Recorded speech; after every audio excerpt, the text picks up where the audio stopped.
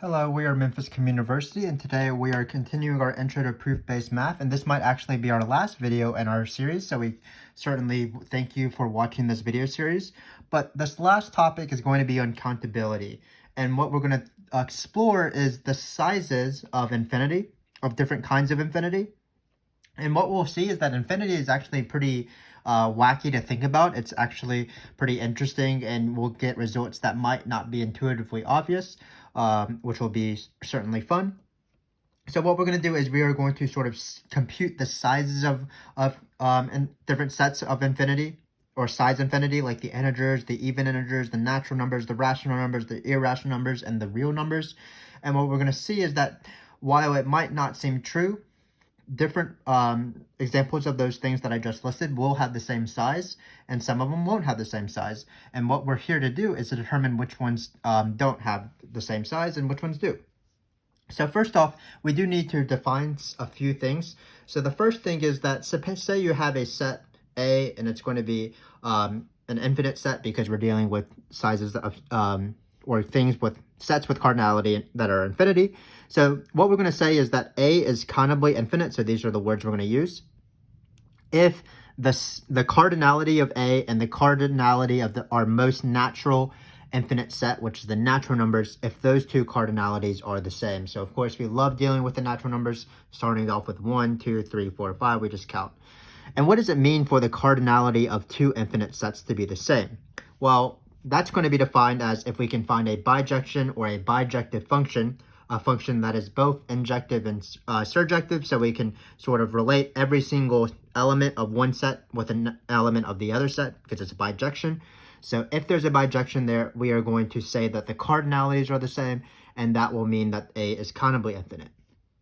We're going to say that A is uncountable if this is not possible, meaning that A is infinite and the cardinality of the natural numbers is not equal to the cardinality of A, which will mean that there will be no possible bijection between or bijective function between the natural numbers and A.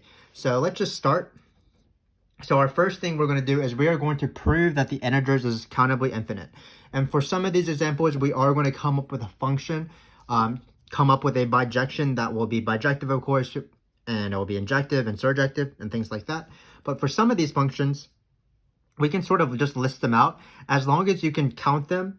As long as you can list out a set in a countable way, meaning that we can label this is the first thing, this is the second thing, this is the third thing, this is the fourth thing, then that will be your function. So for this first one, for example, I am going to do that strategy. I'm going to not list out a function's formula. I'm just going to list out what every single value basically it's mapped to up to a certain point, and there should be some sort of pattern. So again, what we want to do is we want to construct a bijective function in between the natural numbers, so 1, 2, 3, 4, 5, and then the integers, 1, 2, 3, 4, 5, and so on, 0, and then negative integers as well. So what we're going to do is we need to find values for 1, 2, 3, 4, 5, and so on. And of course, this is a bijection, so none of these two numbers in this list will be mapped to the same number. Also, it is a bijection, so the key is that every single element, every single integer will have a natural number where the function will map that natural number to that integer. So really the key in all of these first few questions, as we prove that things are countably infinite, is to think of a clever way to list out all the integers and to be sure that you'll list out all the integers exactly once.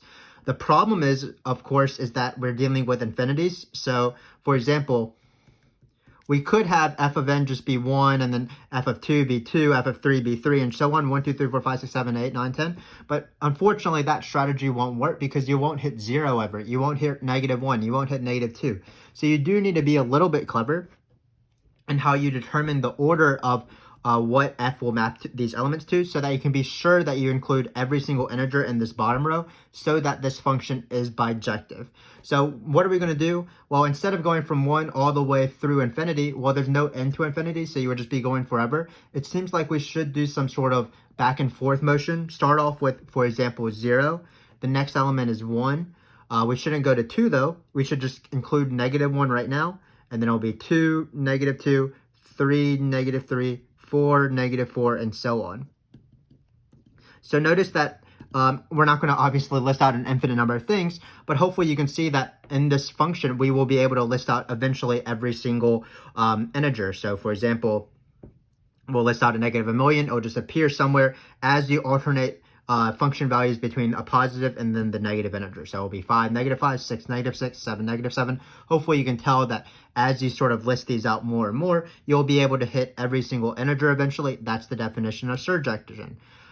Why is this injective? Well, notice that none of these numbers will, by the design of this function, will be mapping to the same number. So then we have injective, we have surjective, we have bijective. So we are actually done. We have constructed a bijective function, f, and we didn't use the formula. We just listed out what it is. And through this bijective function, we are able to sort of construct and show that the integers is countably infinite. And it seems kind of weird. We have proven that the cardinality of the integers is the same thing as the cardinality of the natural numbers. It seems sort of that the integers is double the natural numbers because it has the natural numbers and the negative of the natural numbers. But what we have seen here is that infinity, again, is really weird. Actually, there's the same number of integers as the natural numbers, and we just proved that because we were able to prove a bijective or create a bijective function. So we were able to relate one for every single natural number. We're relating an integer, and that's why these are the integers countably infinite. There are no more integers than there are natural numbers, because for every single natural number we can relate an integer, and for every single integer we can relate a natural number. So that's why it's a little bit weird. But let's keep going. Let's prove that the even numbers, for example, is also countably infinite, because the cardinality of the even integers is the cardinality of the integers. We just proved that the cardinality of the integers is equal to the cardinality of the natural numbers, which would, of course, show that by definition, the even integers is countably infinite. So here what we're going to do is we are going to come up with a formula. What we need to do is we need to find, again, a function that goes from the even integers to the integers. So E stands for even integers, and I'm just going to come up with a formula, and it's going to be a pretty obvious formula. Let's actually go in the other direction. Let's prove that there's a function from the integers to the even integers. It's a little bit easier. So what should we take every single integer? Well, what should we map that? Say you take an n and z. What should we map this integer to be? Well, it's going to be obvious that you should map it to 2 times that integer, because then that'll be an even integer. And why is this bijective? Again, it's pretty easy. I'm just going to verbally say it because it's not that bad. So suppose that f of n equals f of m. That means 2n will equal 2m, which implies that n is equal to m. So the function's injective. Why is it surjective? Well, take any even integer. By definition of an even integer, it being written as 2 times another integer. Well, that integer is what f maps that integer to that even integer. So it's surjective. So this is a bijective function. So it's injective and it's surjective. So it must be bijective. So again, a little bit of a weird concept here, because it seems like the even integers, the size of the even integers is half the integers, but in this case it actually isn't. There are as many even integers as there are integers, as there are natural numbers, because we can list them out. So, for example, if you wanted to list out the even integers, you would just list out 0, 2, -2, 4, -4, 6, -6, and so on. And because you can list it out in a list like that, that set is going to be countably infinite. It has the same size as the natural numbers. So even a set that you might be sort of surprised that it's definitely countably infinite is the rational numbers, meaning all those numbers that can be written as the ratio of 2 integers or fractions of 2 integers. And in this case, we're going to do a famous argument, which is called a diagonalization. Sorry, that word is hard to pronounce, but a diagonalization argument. So what we're going to do is we are going to, again, if we're able to list out the elements or list out what each of the elements get mapped to by the function, and then that function hits every single one of the values you want. Here we did the integers, here we did the even integers, here we did the we're going to do the rational numbers. Then that proves that the function is bijective, and so those two things are equal. So what we need to do is we need to have a clever way to count the rational numbers.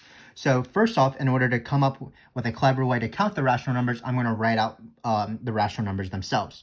So I'm going to start off And basically what I'm going to do is I'm going to write out a row where this row will be the numerator of the rational number. So it's going to be 0, 1, -1, 2, -2, of course, 3, -3, and I think we can stop there.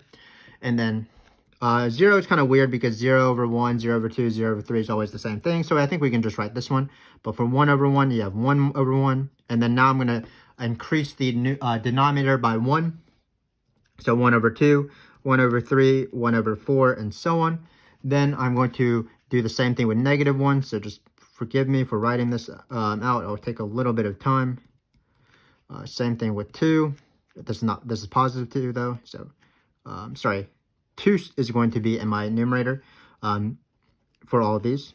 It's 2 over 1. Don't even know how to construct my own table. But again, this is the numerators. So you start off with 1 as the denominator and you increase by 1 every time. So it's going to be 2 over 2, 2 over 3, 2 over 4, and so on. Then -2. Well, we're going to start off with -2 over 1. Let's do it better this time. -2 over 2, -2 over 3, and so on. So these rows go down forever, but my space is not as big as infinite, so it just stops here. But again, the next numbers in this column, or in this column would be 1/5, and this column would be -1/5, 2/5, -2/5. Same thing with the rows or the columns, they go on forever. So 3 over 1, 3 over 2, 3 over 3, 3 over 4. And this proof is not going to be very precise. I'm just trying to come up with a way to count the rational numbers, sort of say this is the first one, this is the second one, this is the third one, this is the fourth one. And if we include every single, or if it's pretty obvious that we're including every single one, I'm going to be satisfied with that instead of coming up with a very rigorous proof. So how are we going to count these things? Basically, to count these things, again, you want to list 1 as the first one, 1 as the second one, 1 as the third one. But in order to do that, what you want is to be sure that you count every single one exactly once. So the first thing we're going to do is if we come to something that has already been counted, meaning that something is already reduced, we're not going to count it. So don't count duplicates.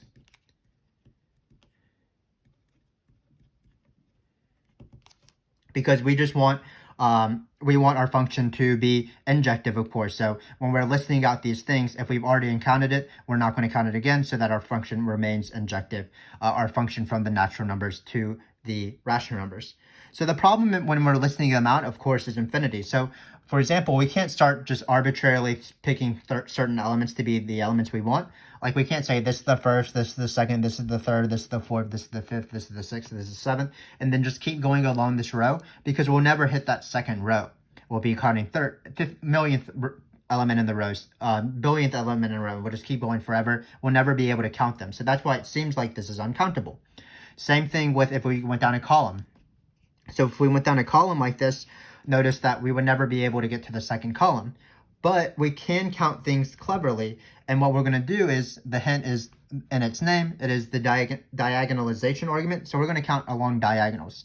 So for example, our first element is going to be 0 over 1. So if you want to list it out, again, you can list it out in this format right here. What's going to be our first element will be f of 1. What's going to be our second element will be f of 2. Third element will be f of 3.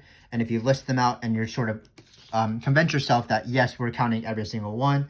Because we're not doing duplicates, we're avoiding, we're maintaining that the function will be injective. And if you are sure that you're going to count each one, that will be surjective. So what's going to be our second element? Our second element is going to be 1, 1. Because we're sort of forming diagonals, as you'll see. Then the next one, so this is the first one. So we can label these if you want. 1 is right here. This is the first guy. This will be the second guy. And then we're going to count along diagonals. So this will be the third guy, -1 over 1. This is going to be the fourth guy right here. So this is what f of 4 would be, for example. So then we're going to count along this diagonal right here. So it's going to be, this is the fifth guy, sixth guy, seventh guy. So again, if you wanted to, you could write it like that. Now, again, we're going to create another diagonal like so. So keep in mind that we're not going to count 2 over 2 because we've already counted that as 1 over 1. Hopefully I haven't missed any other duplicates. So this will be the 8th guy. This won't be the 9th guy because we already have it in our list, so we're not counting duplicates. This is the 9th guy. This is the 10th guy. And notice, hopefully, that if you see this pattern, we'll be able to hit every single element no matter where it is, because it'll eventually be in a diagonal. We're counting things cleverly. We're not counting along rows or columns because we might not be able to hit other rows and columns. But when we count along diagonals, we're going to hit every row and every column. So for example, our next row will be this guy right here.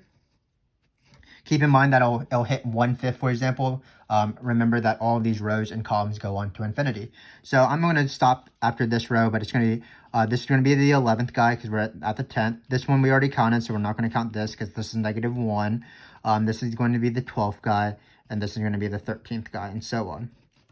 Where 1/5 would be the 14th guy. And again, hopefully you can tell that two things. We are creating a bijective function. If you actually listed out what we were going to say in this sort of table format, we have listed out exactly what the function is. We didn't prove it rigorously, but this function is bijective because it doesn't count duplicates. So every single new term will be a separate term, and that's what injective is. Every single term we know won't have the same output value as another number. And also, hopefully you can tell that we're going to hit every single rational number, every single ratio of integers or fractions, and that will prove surjective. That means that there is this function right here from the natural numbers, because we're actually not doing the natural numbers, we're doing the integers, because we're doing 0, 1, -1, 2, -2. Or no, sorry, I don't know what I'm saying. We're actually counting out the integers, the natural numbers. It is the natural numbers. So let me just repeat that. So again, what would be f of 1? It'd be 0. What would be f of 6? It'd be -1/2. What would be f of 8? It'd be -3. And again, we're going to count all these. So because this function is bijective, that means that there is the cardinality of the natural numbers is equal to the cardinality of the rational numbers, which sort of boggles my mind because there's so many fractions that they just seem like there's so many more than the natural numbers. But what we have just proven is what makes infinity so interesting to think about. Things that seem to be a lot larger than the natural numbers actually are not any larger or any less than the natural numbers, because we can bijectively map the natural numbers onto the rational. So hopefully that is an interesting concept, and hopefully you sort of understood this argument as well. So what you might be thinking is that perhaps every single set that we can create is actually the same size as the natural numbers, and that's actually not true. And the most common example that we're going to talk about, and the most common example that is given, is the real numbers. So the real numbers is not countable. We're not going to be able to have any clever setup where we can list out the real numbers and sort of, this is the first one, this is what the second one, this one, the third one, this is the fourth one, this is the 17th one, the billionth one, the trillionth one, whatever. We're not going to be able to list it out like we did with the integers and even the rational integers, or the rational numbers, where we were able to count them and list them out so that we were able to have a bijective function. So for the uncountable reals, this is impossible. And why is it impossible? Well, let's just see what happens if it is. So again, this argument might not be as rigorous as our normal proofs because this is pretty hard, but let's just talk about it. So imagine you did have some sort of function that was bijective from the natural numbers to the real integers. Oh, sorry, the natural numbers to the real numbers. I don't know why I keep saying integers. So what that would mean is that, for example, for every single natural number, there would be one real number that would get mapped to. So for example, you have 1, 2, 3, 4, 5, 6, and so on. And you would go on all the way down to infinity, of course. And then f of 1 would be a number, f of 2 would be a number, f of 3 will be a real number. So what we're going to do is we're going to just make up numbers that perhaps that this list is going to be. It doesn't really matter what the numbers actually are, but we're going to write them in their decimal form. So imagine that there's some crazy decimal. So for example, imagine that f of 1 was 5. So it'd be, or like 5.7 or something. So it would be 5.7000000. So I need to be a little bit neat. I need to remind myself to be a little bit neat because we're about to do some sort of other diagonalization argument. So let's say f of 2, I don't know what it is, but it has to be something. Let's just say it was like 0.61325, 0, or whatever. Let's say for 3, it got mapped to the number 2.22222, whatever. So let's be careful about our sort of rows here. And then let's say 4 gets mapped to 0.01011010. Again, these are just made up numbers that I'm making up off the top of my head. Let's say 5 gets mapped to 0.123401234 for repeating or whatever. Again, these are decimals, so they might be going on forever. This is just an example of what a bijective function from the natural numbers to the real numbers might look like. And then finally, let's say 6 gets mapped to, I don't know, 1.2379612 or something. Again, just a random number. So what we're going to care about in this list of numbers, so again, we're trying to prove this by sort of contradiction. We're going to hopefully get some sort of weird thing happening where such functions just cannot exist. So the thing we're going to focus on is we're going to focus on the a diagonal and look at the decimals along that diagonal. So what are we going to focus on? Well, for the first term, we're going to take the first place after the decimal. For the second number, we're going to focus on the second place after the decimal. For the third number, we're going to focus on the third place after the decimal. Same thing with the fourth decimal. For the fifth number, we're going to focus on the fifth place after the decimal, so no, that's 0. And then finally, for the sixth place, we're going to focus on this guy right here. So what we're going to try to do using this decimal is we're going to construct a number, a real number. Let's call it x. So we're going to construct an x, so that if we modify along this diagonal, and this diagonal of course goes on forever as the list goes on forever, we're going to be able to construct x that are not in this list by modifying this diagonal. So what we're going to do is we are going to sort of according to this rule, this is how we're going to form x. So our x is going to be less than 1, so it's going to start off with 0 point something, and then if the nth place after the decimal, so in this case it would be first place for n equals 1, second place for n equals 2, third place for n equals 3, and so on. So if the nth place of f of n is equal to 0, then we are going to have the nth place after the decimal. So I'm not writing after the decimal, but nth place after the decimal of x be 1. And if the nth place of f of n is equal to 0, or not 0, we are going to let the nth place of x be 0.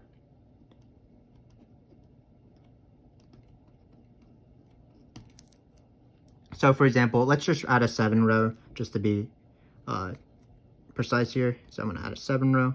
So 1, 2, 3, 4, 5, 6. So I need 2, let's say 3 and 0. So this the guy's 0. So again, what would be the first few decimals of x in this case right here? Well, it starts off with 0 because it's less than 1. And then if the nth place is 0, we make this 1. And if the nth place is not 0, we make it 0. So in this case, it's going to start off with a row of zeros because all of these are not zeros. So our new number is going to be 0, 0, 0, 0. Then for the fifth place after the decimal, notice it's a 0. So we're going to change that to a 1. For the sixth place, it's not a 0. We're going to change that to 0 then. And then for the seventh place, we constructed it where it is a 0. So we're going to change that to a 1. And it goes on forever. But what is important about this number right here? Well, because we constructed this number and we changed one place in each of the decimals, this number is not going to appear in our list. And how do we know that? Well, we changed, no matter what the number is in our list, say it was in our list, well, we changed the decimals so that it wouldn't modify it on the nth place. So there's no way that this is in our list. This is not an fn. And what does that mean? Well, that means that this function is not surjective because there is no fn. So there's no n in our natural numbers where f of n equals x because x is not in our list. Hopefully that makes sense. We constructed x purposely so it would not be in our list.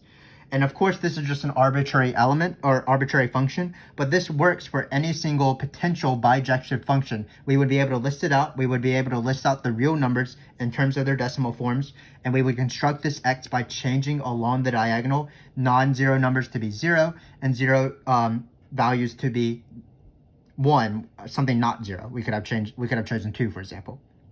And what we've done is for any single bijective function, we have shown that these potential bijection functions are actually not bijective because they're not surjective. So f is not surjective.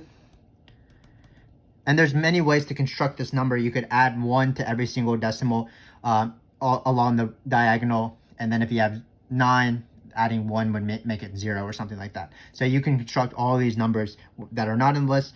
But the important thing that it's not in the list is that it's not surjective.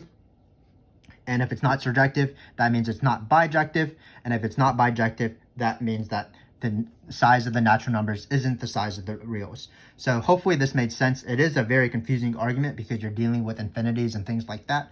But it's sort of the what makes infinity, again, so interesting. We were able to prove that certain sets were the same size as the natural numbers, but there are infinities that are bigger than the natural numbers, for example, the reals, because we are not able to list it out. We are not able to find a bijective function. So we can't relate every natural number to a real number. There has to be some sort of many more real numbers than natural numbers. So you can't relate them one for one, like you can with the integers or the even integers or even the rational numbers. So hopefully that argument was a little bit understandable, a little bit wordy as normal. This is the last video of our proof videos, and again, if you've watched our series, you know that I'm quite wordy at times, but hopefully that made sense. And it is certainly something very interesting to think about, different sizes of infinity. Certainly something that is at some points inherently not logical to what it might seem.